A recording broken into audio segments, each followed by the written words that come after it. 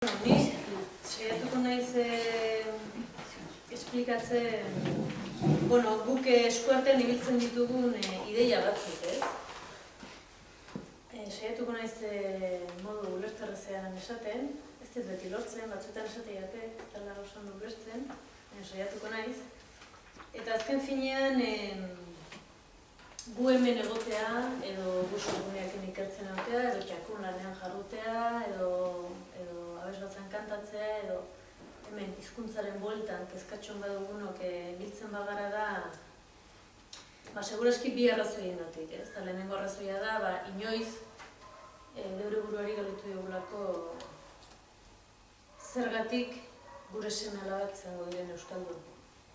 Izan behar ote duten, transmitituko ote diegun hizkuntza, kultura eta izateko gogo hori, ez? Pentsatzen dut hori guzti daukagun kezka badala, ez da? Modu errez batean eta kezka hori gabe, izan daitezke edo ez, seguretan non tokatzen zaien jaiotzea. Behar badalk izan jaiotzen badie, la beharrez euskaldun izango dira, eta beste egune batean ez, ez da? Baina, hor badago, insistentzia bat edo tema bat, zergatik tematzen geha horretan. Hori da, basikoki, uste, gu hemen egotearen galdera nagusia, ez da? Eta bigarren elementu izango litzateke, noski, galdera hau zergatik planteatzen dugu. Gurea hizkuntza minorizatu badalako. Bai. Hau erraldun batek, berdin frantses, espainol, italianoa, alemaniarrak ez du olako biera da planteatzen, ezta? Ez daka ezkezka seme-alabei ze hizkuntza pasako dien edo ez, eta gainera, gure izate hori, gu euskaldun izate hori, minorizatu da. Gure hizkuntza egoera minorizatuan dago. Eta hizkuntza egoera minorizatuan egoteak, esan nahi du, ez hizkuntza bera gutxiago denik. Hizkuntza guztia berdina dira. Hori, aspalditik dakigun gauza bada, naiz eta oraindik ere gu geuk euskaldunok hori esplikatu behar dugun, ez da? Hizkuntza guztiak berdina dira. Egoerak bia diferenteak. Batzuk daude gainean, botere absolutuarekin eta eremu guztiak menpean hartuta, eta beste batzuk daude ezin bizi.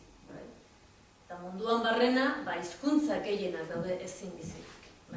Gutxiengo benetan indartsu eta gatozen, urteko, berren urteko, 6 urteko transmisioa bermatu dutenek. Orduan da, bi kontuiek. Hizkuntza minorizatua dela gurea. Horrek esan nahi du, egoera minorizatuan dagoela.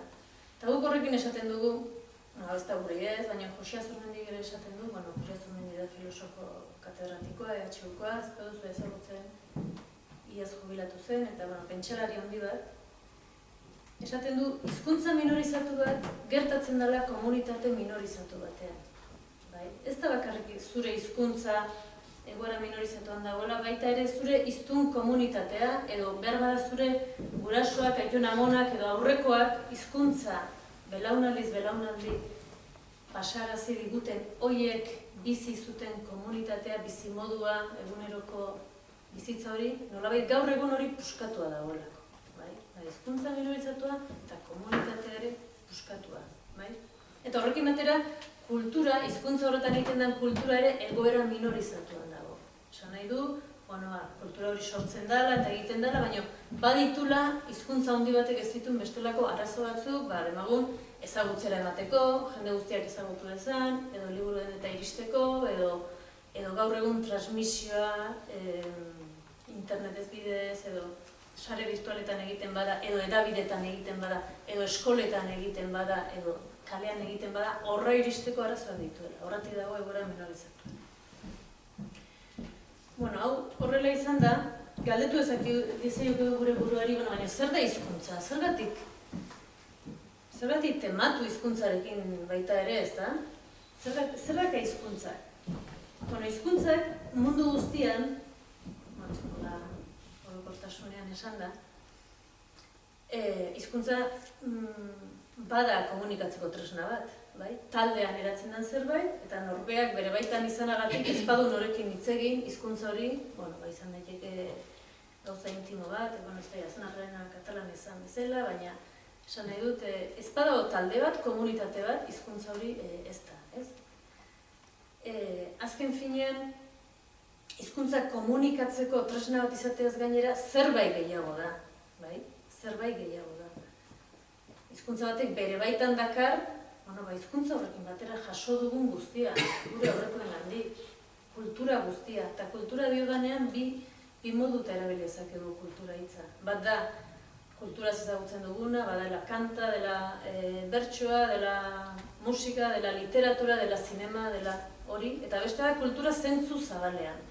Alegia, nola dan gure bizimodua, nola zer eman ditugun batzuek besteekin, kuadrietan mugitzen ote garen edo ez, zer jaten dugun, nola jazten garen, zer sinismen ditugun, zereatik aparte, nola antolatzen dugun gure gizartea, hori dana da kultura, ez?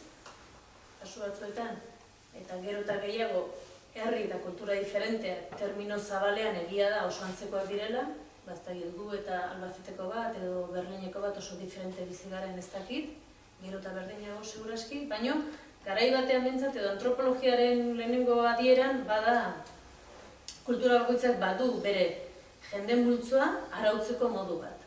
Zerrutan jakitzen garen, nola egiten dugun lan, nola esertzen garen, nola jazten garen, nola hitz egiten dugun, edadekoai edo umei edo bestei edo zerrutan bazkaltzen dugun, hori kultura baten partea baita ere. Orduan, hori dena hizkuntzak transmititzen du. Bai kultura zehatza, euskarazko liburu bat, edo gaztelerazko kantu bat, edo frantsesezko pelikula bat, hori hizkuntzak transmititzen du. Baina baita ere gainontzeko guzti hori. Eta ez hori bakarrik baizik. Guk hizkuntzaren bitartez egiten dugun ia guztia. Bai? Esan nahi dut, buruan ez dago ideiarik, baldin eta hizkuntzarik ez badago, edo hizkuntzaren bitartez formulatzen ditugu. Eta gaur egun guk ere hizkuntzarekin funtzionatzen dugu ia eremu guztietan. Eta horrengoek ere segiko dute. Esan nahi dut, hizkuntzaren kulturarena da kate bat. Bete eta aldatu, bidean gauza batzuk utzi, beste batzuk hartu, baina beti segitzen duna funtzio horrekin. Bada gauza handi bat esango dugu edo, barne bildu ditzazkena gauza asko. Euskaldunen kasuan gertatzen da, areago, ez? Guk tradizionalki eta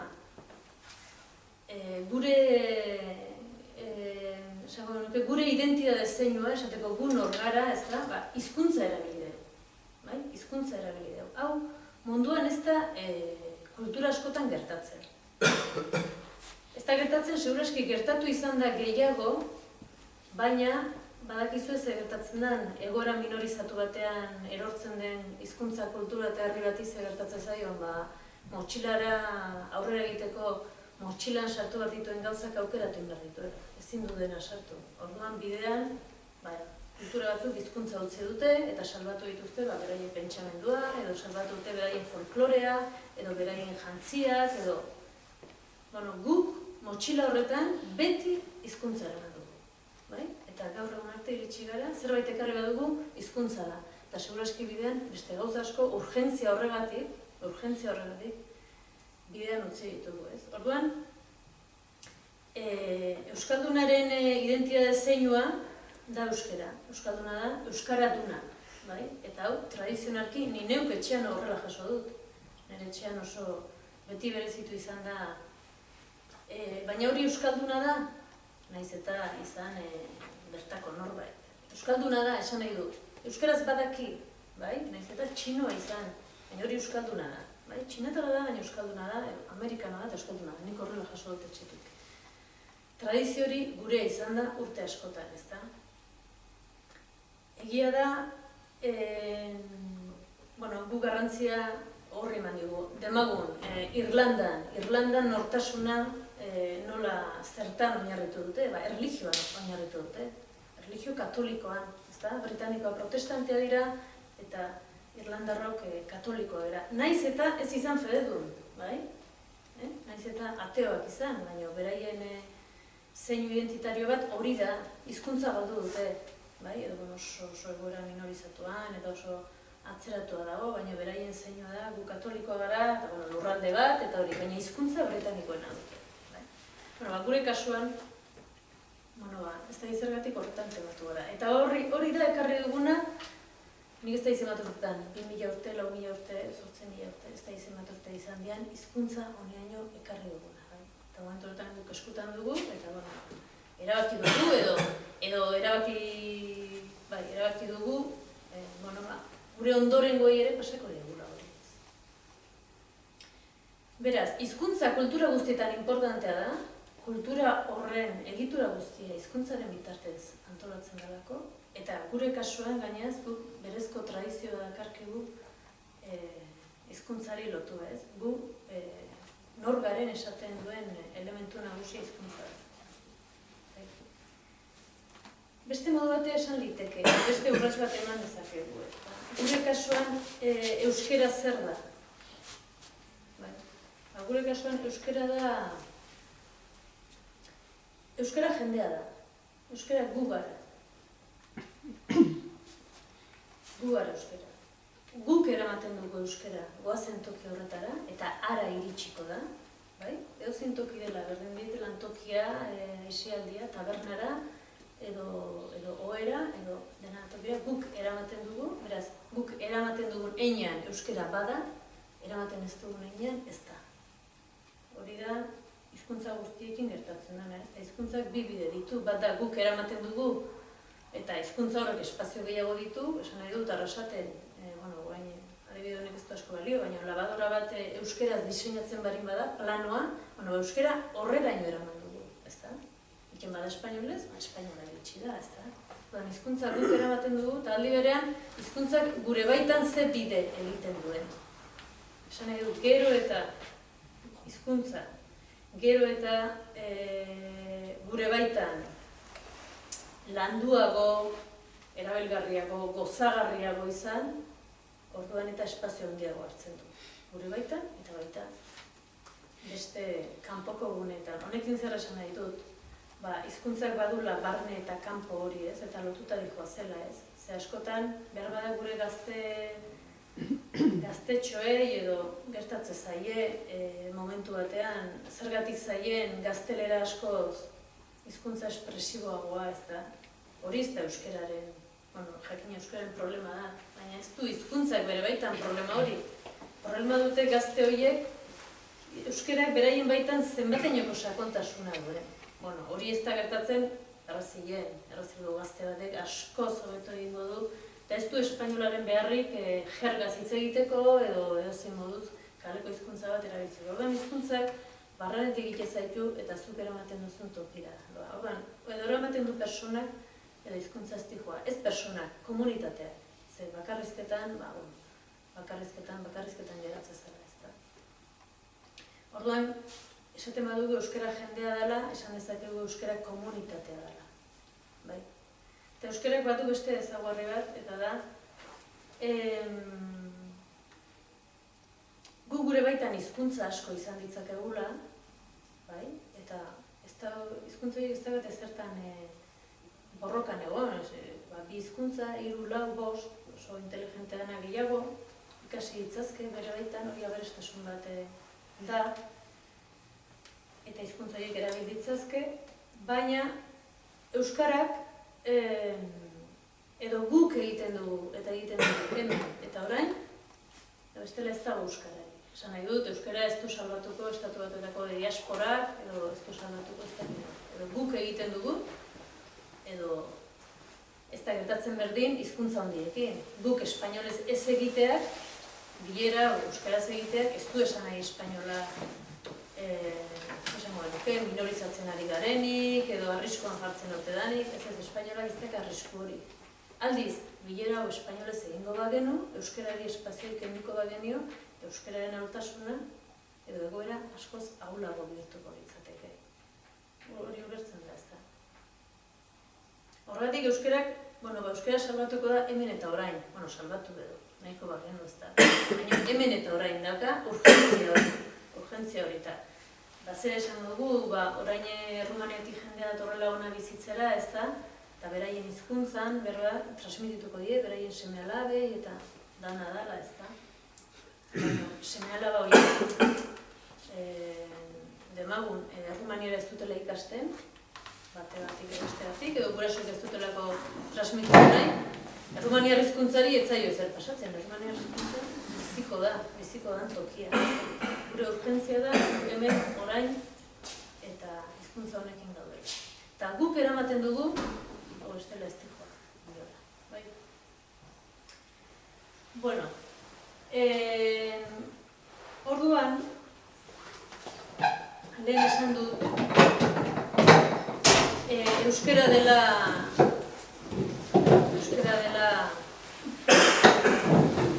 euskaldunon identitate zein da, horrela jaso dugula. Egia da gizartean, gure baitan hizkuntzak borrokan ez dauden bezala, bai? Nik jakin itzazket inglesa, frantsesa, espainola, euskera, dana, nire baitan ez daude borroketan. Baina gizartean hizkuntzen arteko borroka gertatzen da. Bai? Borroka gertatzen da. Esaten dugunean, elebitasuna, alegia gizartea bi hizkuntzetan moldatzen da edozein gizarte, ez dakit errealidadean ote dagoen gizarte bakar bat benetan bi hizkuntzak modu orekatuan erabiltzen dituenak, ezta? Lehenik eta baina horrek eskatzen duelako gizarte horretako kide guztiak bi hizkuntza horiek jakitea, bai? Orduan, elebitasun praktika arrunt bat izango litzateke, nik euskeraz egiten horbaiti, eta arek nahi bat du espainolez erantzutean niri, eta nik euskeraz, eta biok elkar ulertzen dugu, eta gaur egun hain modan dagoen norberaren hizkuntza aukeratzeko eskubidea, eskubide sakrosanto hori, errespetatuko genuke. Baina horrelako egoerik apenas ematen da. Gizarte elebidun guztiek bi hizkuntzetan funtzionatzen dutenak normalean bat da hizkuntza nagusia eta beste da espazioak irabazi behar dituena biziko gara. Hizkuntza eramateak, hizkuntza transmititzeak, hizkuntza aranoa eta euskeraz eskatuko dut, horrek eskatzen du, danok bakigu eskatzen dula esfuerzo bat, ezta ahalegin bat eskatzen dugu.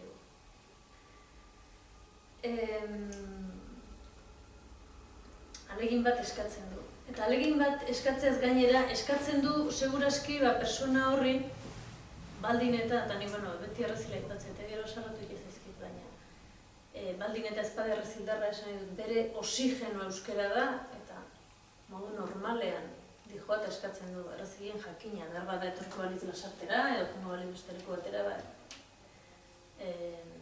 halako txoke bat edo sentituko luke ez. Baina eskatzen du gutxienez norbeak bere buruari galdetzea, errazildik kanpo bizi garen omentzat esatea, ni nor naiz, ezta? Hizkuntzari dagokionez ni nor naiz. Zer garen edo nor garen, bakoitzak izan ditzazkeu, erantzun asko. Ez gara gauza bakarra ere, gauza asko izan daitezke, emakume, gizon, langile, txeko andre, mila kontu bat izan daiteke zinemazalea, eta beste bat bere afizio nagusi izangoa, ontxo biltzailea, eta beste bat ez da gizarri izango da. Baina, kasu honetan gu hizkuntzak batzen gaitu, euskaldun garen aldetik gaude. Orduan, erabakitzen dugunean hizkuntza eramango dut horretan, horrek eskatzen du ni nor naiz bat galdetzea bere buruari, esatea bale, nik eramango dut hizkuntza. Ez bakarrik ni nor naiz, baizik, zure buruari aitortzea, ni ba naiz nor. Ni ba naiz nor, halako tokita joan eta nik euskaraz eskatuta, niri, gutxienez, kasu egin dizaiaten eta gutxienez, errespetu minimakin tratatu nazaten, eta ni ba naiz nor. Bi ariketa horiek, individualki, nik uste egin behar izaten ditugula. Segurazki, inkonstienteki, baina egiten ditugu. Eta kolektibo bezala, gauza berdina da. Hiztun komunitate bezala, hiztun komunitate, igual itzarraro ingo zaizu, baina euskalduno garen ontaldea, hemen bildu garen, edo lasartean euskalduna direnak, eta euskaraz bizi nahi dutenak. Espainolaz bezain, aixe, posible balitz, bakigu ez dela posible, ez da. Egodo esemele bat, espainolez, aina aixe bizi daitezen, baldintza batzuk sortzea herrian, ez da. Horrek eskatzen du talde bezala, esatea gu nor gara, eta nor gara horretatik esatea gu bagara nor. Gu bagara nor. Herri honetan, edo ingurune honetan, edo unibertsitate honetan, edo lantoki honetan, gu bagara nor. Euskaren hiztuna garen heinetik, esperatu gaitzaten, eta eskubide batzuk, edo gure hizkuntza erabiltzeko. Orduan nor naiz ni, eta ba naiz nor, edo nor gara gu, eta bagara nor, tarte horretan dagoen prozesua da, bada kontzientziaren prozesua, ez da, ezer berria, euskara bentzat, azkenengo 50-60 urtetan aurrera egin badu, neurri handi batean izan da kontzientziaren deiari erantzun zaiolako, ez da. Naiz eta kontzientzia hitza gaur egun ez dagoen oso modan eta beste termino batzuk ere erabiltzen diren, eta ez dut uste elkarren kontra daudenik, ez? Baina uste dut kontzientzia puntu bat beharrezko dugula, ez? Orain dela 50 urte, lasarte bezalaxe beste leku askotan, guraso batzuk erabakitzen badute, guraso batzuri kinka bat edo galdera bat sortze zaie, gu izango gara azken euskaldunak, edo gure seme-alabak izango dira lehenengo euskaldun osoak, eta ikastolak sortuko ditugu euskaraz ikasi ezaten, eta izan daitezen gu baino gehiago, egin ezaten euskaraz irakurtzen, idazten, ikasten eta bizitzen, ez? Hori guraso batzuek planteatu behar izan zuten, eta inungo titulo gabe, eta inungo soziolinguistika ikastaro gabe, eta senari jarraituz, esan zuten, gure seme-alabak izango dira lehenengo euskaldun osoak. Eta hori da kontzientziaren elementu bada. Kontzientzia dator beti egoera minorizatutik. Edo bestearen erasoa bizitzen duzun momentu horretatik. Zeren esan dut, hizkuntzak norberaren baitan ez daudela borrokan, baina kanpoan borroko horiek ematen dira, naiz eta hizkuntzen arteko bizikidetza eta oreka eta horrelakoak desiragarri diren, baina ez da erresa. Ez da erresa. Orduan, gure gurasoek hartu zuten erabaki hori, halako egoera larri batean, bai? Gaur egun behar bada beste motivazio eta beste modu batera hartzen dira erabaki horiek, ezta? Baina nik uste du kontzientziaren elementua ere hor egon behar dula. Ze azken finean, hizkuntza minorizatuko hiztun baten izaera, oso izaera, esango genuke, funambulista bada soka gainean, ezta? Behar duzu barne indar bat, hizkuntzaren alde egiteko, edo kontzientzia bat, edo ingurune oso euskaldun bat, eta hori oso gutxitan gertatzen da, edo bestela, borroka baten sartze zara, zure hizkuntza horrekin aurrera egiteko. Edo bestela, hizkuntza ordezkapena egiten duzu. Gazteleraz funtzionatuko du, esaten duzu. Gaur egun gizartea, gure guraso, edo ekonomonetatik gaur egunen arte, nola aldatu da ikusita, bai bizimodu mailan, bai iriste zaigun informazioa munduko bazter guztietakoa esan behar nuen, baina hori ere gezurra da, ez da bazter guztietakoa, baizik eta kultura nagusietakoa iriste zaigu, iristen bestea, baina globalizazioaren fenomeno guzti hauekin, ematen du zailagoa dela oraindik plaza irten zure hizkuntza minorizatu horrekin, eta nolabait ordezkapenean edo beste hizkuntza batera ez jotzea, edo erabaki horretan, ez. Eta behar bada, gertatzen da, ez dakit, hau intuizio bada, eta segurazko adibideak kontrakoak ere izango dira, ez, baina gaur egun behar bada gazte askokin gertatzen da euskaldun oso direnak, ikastolati paseak eta karrera guztia euskaraz egin dutenak, eta behar bada herri euskaldunetan hazitakoak direnak, eta euskara bere bizitzan oso present egondan hizkuntza bat izan denean, iristen da momentu bat, guk hau unibertsitatean, Mondragon Unibertsitatean askotan ikusten dugu, euskaraz ematen dugu, baina ikasle euskaldunenak, zonaldeka ere berezi ditu daitezke, baina ez dakate defensa mekanismo minimorik hizkuntzari eusteko. Ez dakate. Nahiz eta oso euskaldun izan, oso ondo egin, etxean euskaraz egin, kuadrian ere bai, baina lehenengo egoeran ez dakate mekanismo bat esateko, ez da, baina nik euskaraz ingo dut. Ni ba naiz nor euskaraz egiteko, ez da? Mekanismo horiek faiatu egite dute, ez? Eta, izan daiteke jendea oso zonalde euskaldunetako, ez da? Ez da Basauriko jendea, ez da zonalde euskaldun Barakalduko jendea, ez da, behar bada oso gune euskaldunetako jendea, ez da. Goierriko jendea, edo, leku guztitakoa, ez da, eskualdeka ere ez dikoa, edo Oiartzungo jendea, edo ikustea gazte horiek nola bizi izan duten, eta ez dakaten mekanismo bat konturatzeko hizkuntza ordezkapena, oza, espainolera jo dezaketela oso erraxez.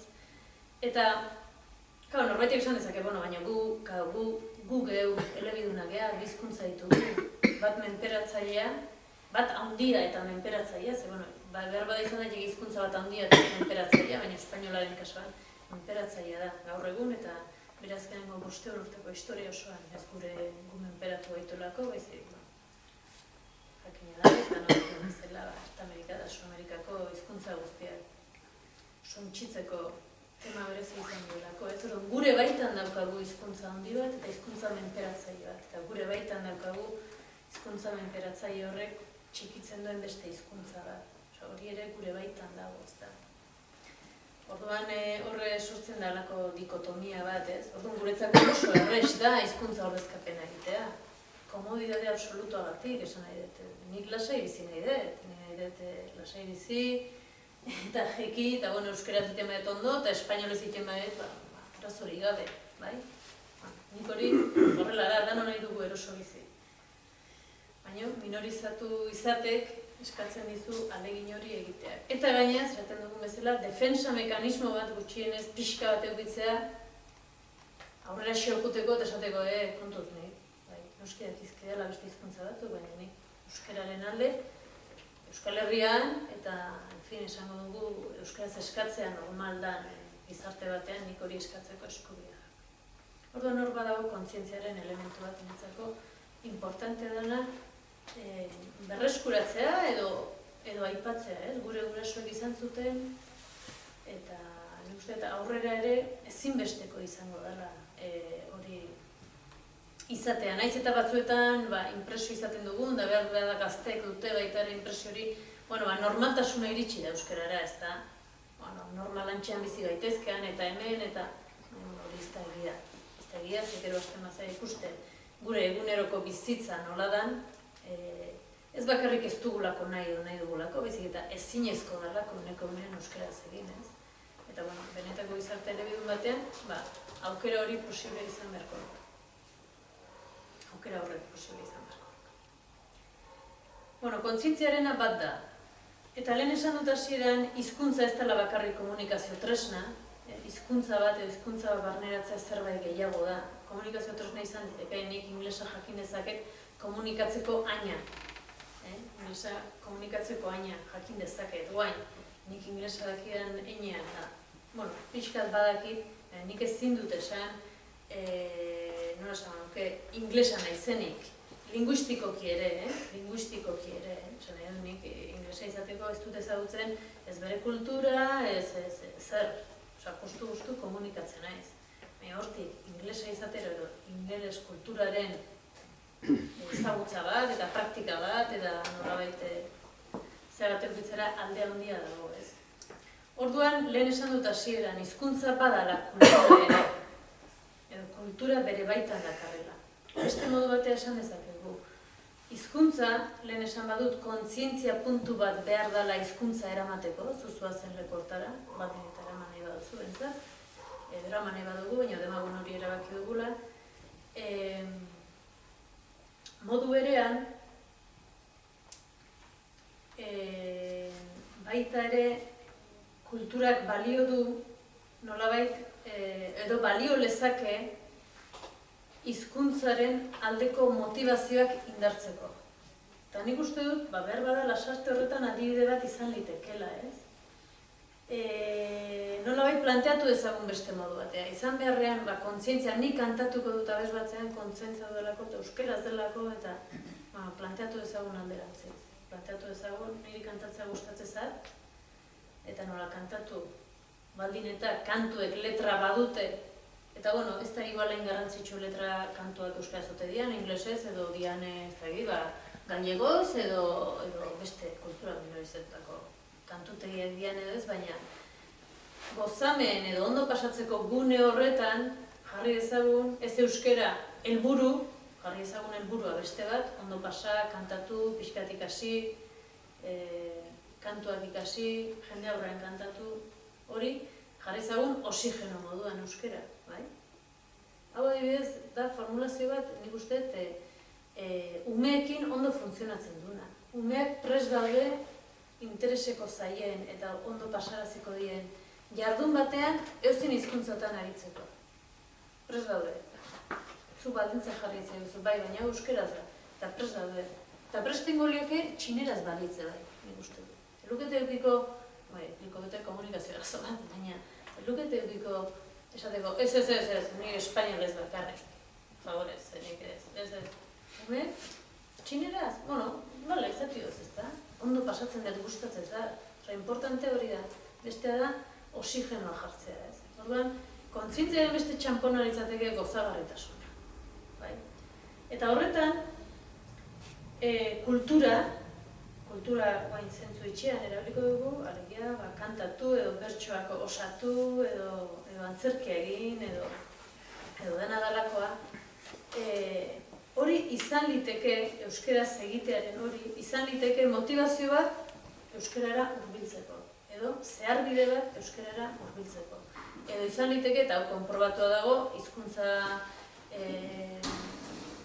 euskaldun den jende asko, nolabait noiz sentitu duen euskera dela komunikatzeko hizkuntza bat baino zerbait gehiago, ez? Eta hori guk ikerketak eta horrela egin ditugu, eta nola euskaltegietan ibilidan jendeak, helduak izan eta arrazoi bategatik edo beste batik, erabaki dutenak euskaldunduko direla, nola deskubritu dutenean badagoela kultura bat hizkuntzaren atzean sentitu dian, nik hau nahi dut, bai? Guk olako ikerketa batzuk egin genitun, euskaltegi bateko ikaslei galdetuz, denak ziren irakaslea gainera, irakasleak lehen hezkuntzan edo DBH-en edo, euskaldundutakoak, eta noiz sentitzen duten zera hori, hizkuntza zerbait gehiago da edo nire barnean bide bat egiten hasi da, eta esate, topikoa da, baina horrela da, eta ez da topikoak, beraz, datu zientifikoa da, eta da, Laboa, Mikel Laboa ulertzen duten egunean. Entzun Mikel Laboa eta ulertzen dutenean zer esaten duen Mikel Laboa, esate dutenean, zer da hau? Hau da aldaka euskerak, hau alda euskera. Mikel Laboa entzutean, Mikel Laboaren kantuak, bai? Eta hori behin bainoetan gertatu da. Behin bati baino gehiago gertatu zaio, eta konkretuki Laboarekin. Horrek bere esplikazioa ere badu, ez? Badu, kultura guztiek funtzionatzen dute, igual kantu edo klitxe edo topiko batzuekin eta pasatzen die belaunaldi ere bai, ez da? Eta, gure kasuan Laboa horitako bada, ez? Edo liburu bat irakurri eta esaten duen, ostra, euskerak hau dena du. Euskerak du hori dena eta euskerak du zuk emango diozun guztia. Orduan, kulturak balio du elikagai bezala euskaldun izateko. Eta hizkuntzaren elikagai simbolikoa kultura da azken finean. Horregatik, Lasarten, txakunen bitartez edo udaletxeko euskara zerbitzuen bitartez, edo dena dela kulturaren inguruan sortu izan dituzuen ekimen guzti horiek, gu kanpotik, beti Lasarte eukitzen duela altare batera igota, Xemarik ala saltzei gulako, ez?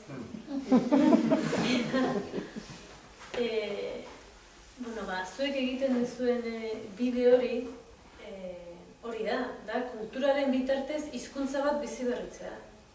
Hori da. Eta beste alde batetik badaka beste irakurketa bat.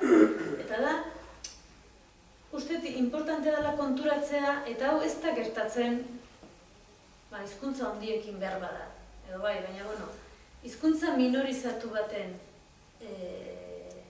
kultura alorrean egiten duzun edo zer gauza, dela sortu, dela interpretatu, dela ondo pasa, dela taldean egon, dela gozatu, automatikoki eragile bihurtzen zara. Hizkuntza horren bultzatzaile bihurtzen zara. Bai?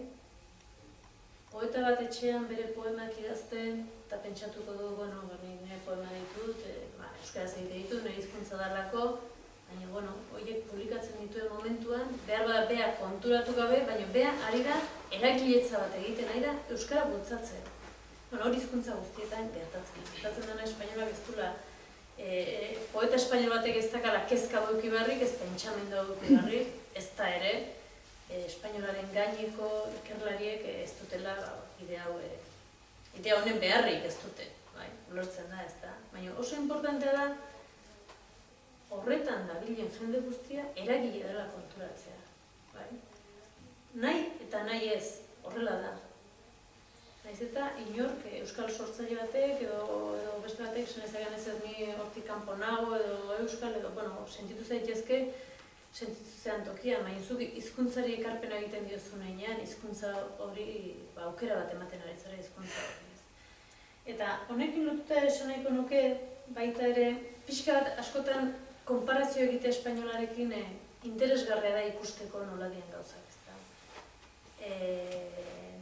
Kulturan zueganok egiten duzuen hori, euskararen aldeko, euskara bultzatzeko lan bat dan bezala, eta euskal kultura bultzatzeko lan bat dan bezala, berdin, esan dezakegu, hizkuntzaren normalizazioa edo lan badala, ez? Eta hizkuntzaren normalizazio lanak izan daitezke, eskoletan euskara hutsez edo ereduan ikastea, edo euskaltegiak, edo kultur produzio osoa, euskarazko edabideak, berria dala, bestea dala, euskal telebista dala, hori danak, ez? Esango dugu dila hizkuntzaren aldeko elementu normalizatzaileak. Ados, eta horregatik askotan esaten da, horregatik Eusko Jaurlaritzan edo diputazioetan beti dago euskara sail bat, euskara sailetik diruak ematen dira hizkuntza normalizatzeko eta guzti hori ez da. Eta gero tarteka entzuten da, joder, eski euskararen diruak. Zenbat diru euskarara, ez da? Zenbat diru euskarara. Nik uste buelta eman behar digula, horri eta esan behar dugula. Bueno, baina, HT-ko, abiadura handiko trenaren plano guztiak ze hizkuntzetan egin dira. Hoi edanatia erderaren diruak, gazteleraren diruak. Ez da egite, edozein politiko edo kargudun, Jaurlaritzako edo diputazioetako gazteleraz deklarazio bat egiten duen aldiro ari da gazteleraren normalizazioa bultzatzen. Elementu hau buruan edukitzea importantea da, ze batzutan beti kontrako diskurtsoak etortzen daizkigu, zuek euskaldunok beti dirua eskatzen, zuok beti, ez, ingo bagenu konparaketa bat azken 40 urtean zenbat diru sartu dan berariaz euskera eta zenbat espainolaren normalizazioan izango zen. Desproposito bat, ze konparazio. Ulertzen da, Ares, sailburu zala, erderaz egitezun deklarazio bakoitzeko bere soldata espainolaren normalizazioa da. Hori oso gara eduki behar dugu. Eta guazken finean nahi gara, hor diru multzotxo batzuk eta politika batzuk aurrera ateratzen, ezta. Alegia, hizkuntzak egunero normalizatzen direla eta egunero transmititzen direla. Hizkuntzak eta kulturak normalizatu eta transmititzeko behar da dena. Bakarrik pentsatu behar dugu espainola nola transmititzen da. Txeetan, kalean, edabidetan, eskoletan, universietan, gobernuetan, lan munduan, justizian, eremu guztietan, egunero, segunduro, transmititzen. Hori da guk ez dakaguna. Ze hizkuntzaren normalizazioan edo desnormalizazio egoeretan bi gauza gertatzen da. Normalean hizkuntza bat galtzen da ez hainbeste, komatxo artean esango dugu demagun beste hizkuntza bateko jende bat datorrelako herri batera edo komunitate batera. Normalean galtzen da, nahikoa da herri batera 3 lagun jutea herri euskaldun batea 3 lagun jutea, erralduna direnak, bai? Baina horiek dira, demagun epailea, edo justizia banatzen duna, garai batean apaiza, eta bestean medikua. 3 horiek nahikoa dira, herri euskaldun bat, erralduntzeko, bai? Askotan pentsatzen da, kanpotik etorri da jendea da 3 boterea dutenak, eta hizkuntza inposatzen dute. Hori da bat. Kanpotik datorren jendea beste hizkuntza batzuekin konfliktoa sortzen dira, halabeharrez. Bereziki, dakarten hizkuntza justu botereak inposatzen duen hizkuntza hori denean, ezta. Uste dut hizkuntza irizpide bezala erabiltzea, eta lehen politikaz jardun dugu, eta saietan eta politiketan oro harre, ez bakarrik hizkuntza politiketan, baina hizkuntza irizpidetzat eukitzea importantea dela. Ze beste irizpide batzuk edukitzen dira, ezta, kontutan hainbat gauza egiterakoan, ez? Baina demagunek berriro erretzila junda, inori okurritzen zaiola, kanpotik etorritako azken boladako etorkinentzako etxe sozial batzuk eraikitzea, demagun. 3.000 lagunentzako etxe sozialak eraikitzea, eta esan dezakegu, sozialki behar da, neurri eder badala, neurri integratzaile badala, etorkin horrek, herri honen edo parte izan daitezen, eta nolabait justizia sozialeko ekintza bat ere badela, gutxiago dutenez, zaielako, ez da. Galetuko genuke, hori egingo bageno, eta ze gertatuko litzateke hiztun komunitatearekin errazeien. Etorriko baldia 3.000 beste hizkuntza batekoak, ez da. Uste dut, galdera hau,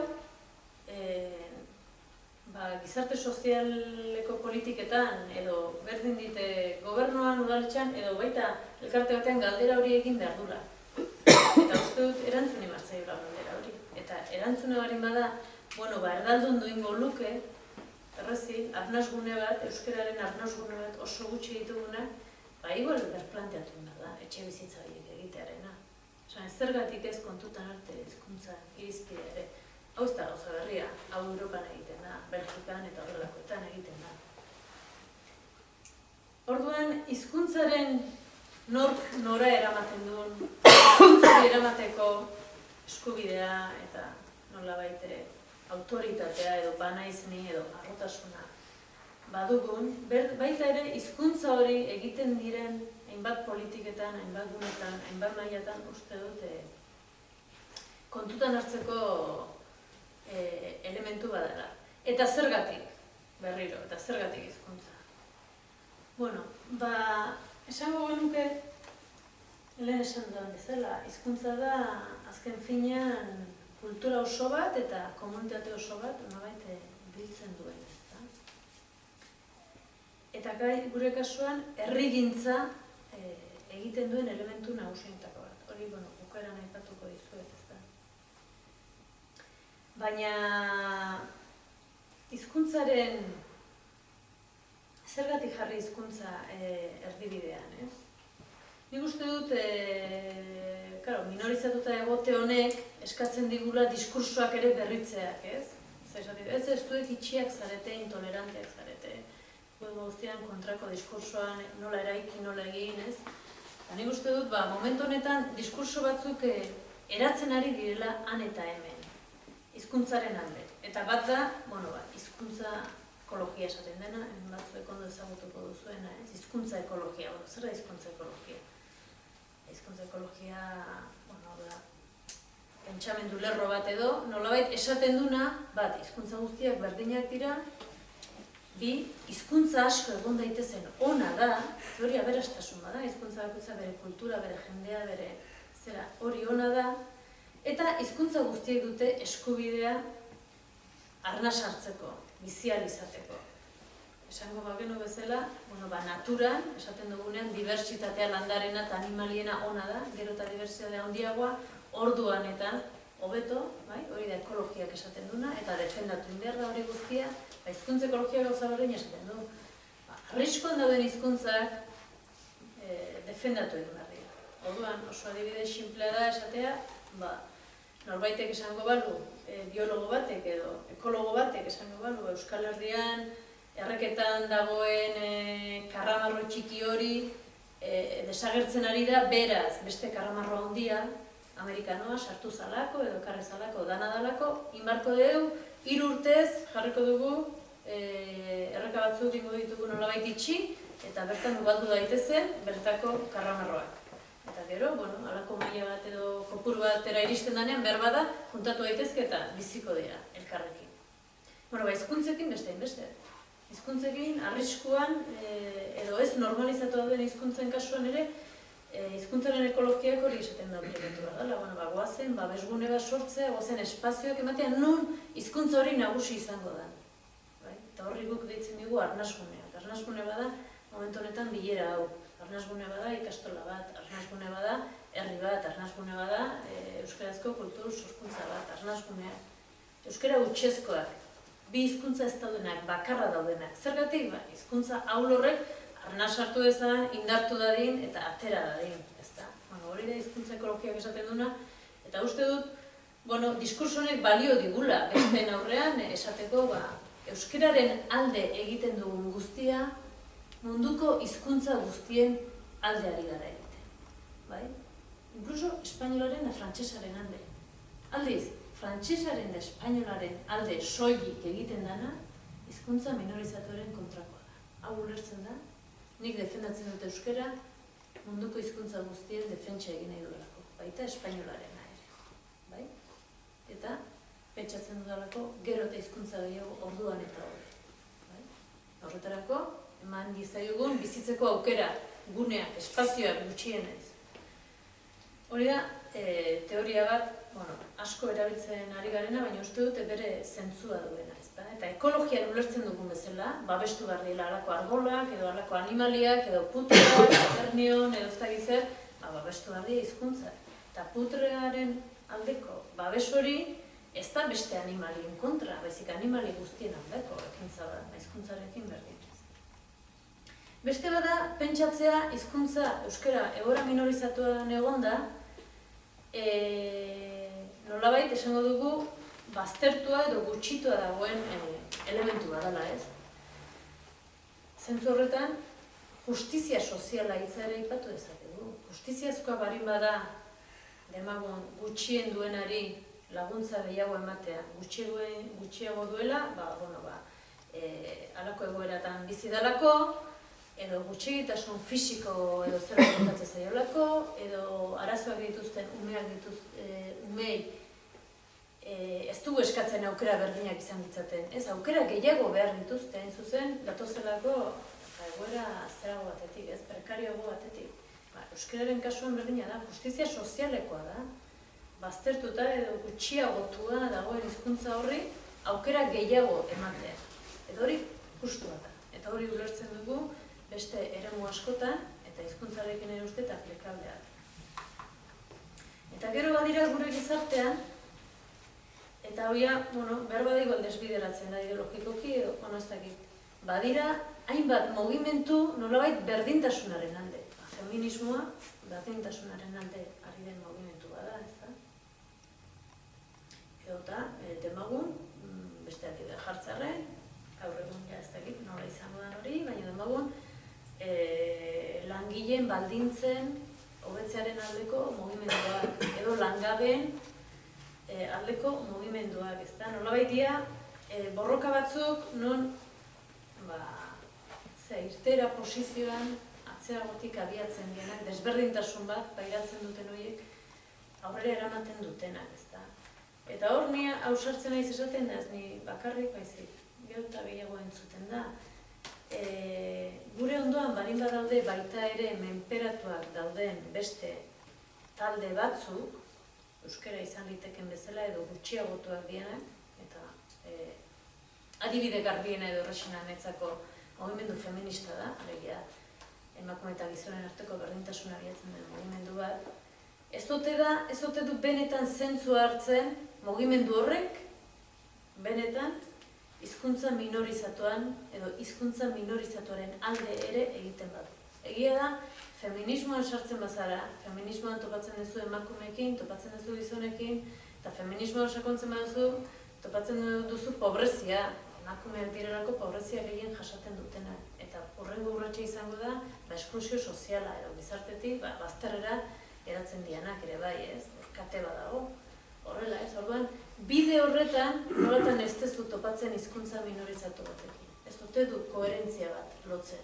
Nere borroka bari bada hizkuntzari arnas ematea, zergatik ez da uztartuko feminismoarekin. Eta feminismoa zergatik ez da uztartuko hizkuntzarekin, ez da. Galdera bat planteatu liteke, posible da, menperakuntza egoera batetik, hizkuntza menperatzaile baten bitartez egitea. Hau nibak gila kontzientziaren jarroska gehiago komplikatzen dela. Baina uste galdera horiek pertinentea dela, eta uste dut gaur egun hainbat euskara taldetan bezala, baita talde feministetan hori planteatzen ari dela. Eta entzuten ari dela, feminismoa, movimentu berdintzaile hori benetako izango da, baldin eta euskalduna bari bada. Eta hori ja, aurten bertanik hori entzun dut, movimentu bat.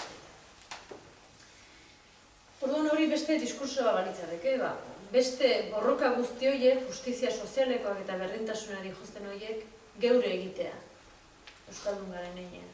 Eta euskara borroka horietara eramatea.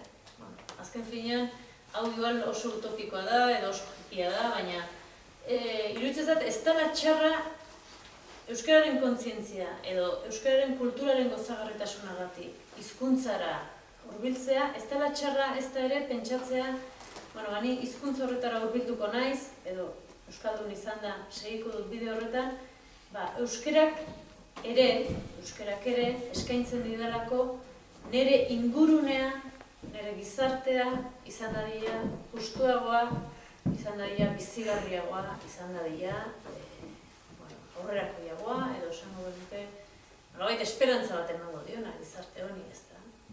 Eta bukatzeko beste elementu bat honekin lotuta, eta hau beste gogoeta honen hurrengo urrats bat.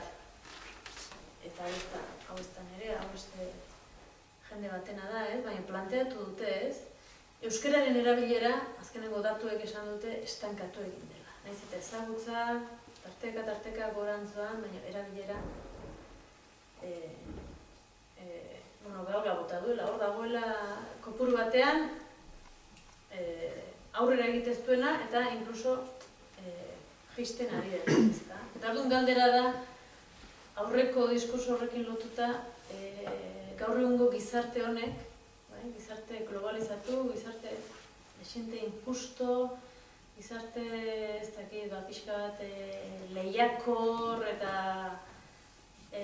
honek ez ote dion euskararen erabilerari ere galga jartzen.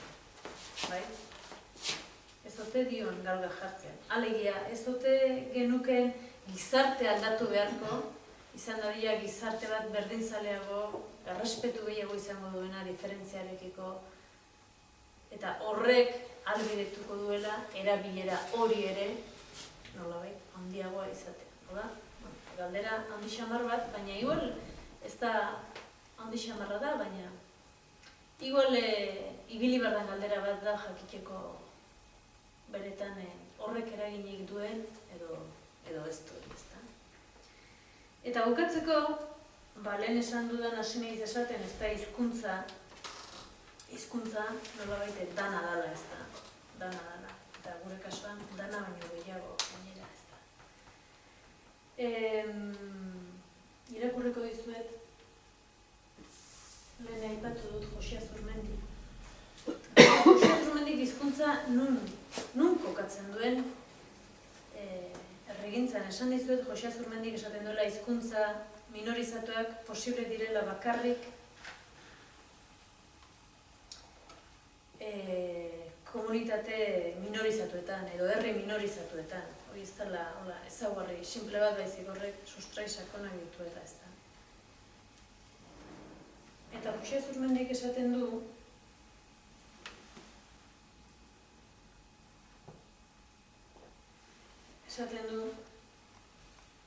hizkuntzaren autua edo hizkuntzaren aukeraketa substantziala da gure kasuan, substantziala, ikaragarrizko garrantzia duen kontua da hizkuntzaren altua, ze hizkuntza aukeratzen dugun.